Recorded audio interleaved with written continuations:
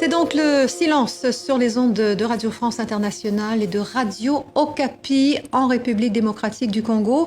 Depuis le 5 novembre maintenant, le signal de ces radios très écoutées sur place est coupé. Et malgré les protestations internationales, les autorités congolaises n'ont encore fourni aucune explication. Un reportage Maud Roubaud et Francine Mokoko à Kinshasa. Ce taximan a beau chercher sa fréquence préférée, impossible. Sur 105 FM, depuis une semaine, c'est silence radio. Sans la RFI, je ne sais pas si on pourrait bien être informé. Ça dépend du gouvernement. Il y a des fois, ça se passe comme ça.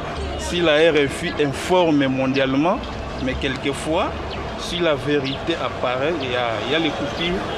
RFI est une des radios les plus écoutées dans les rues de Kinshasa et à travers tout le pays. Les autorités ont coupé son signal quelques heures avant une manifestation de l'opposition interdite samedi dernier. Une coupure non justifiée pour les membres du club RFI de Kinshasa. C'est vraiment désolant puisque lorsqu'on a suivi les propos du ministre qui qualifiait RFI d'une caisse de résonance et d'un attaché de presse de l'opposition, nous sommes désolés puisque RFI a donné la parole aux deux partis. Merci de rester avec nous sur RFI, il est 11h30 en temps universel, midi et demi à Paris. Les frontières n'arrêtent pas les ondes, alors c'est sur la fréquence de la voisine congolaise Brazzaville qu'on écoute les informations. Mais à Lubumbashi, où le signal est également coupé, les fidèles sont toujours privés de RFI.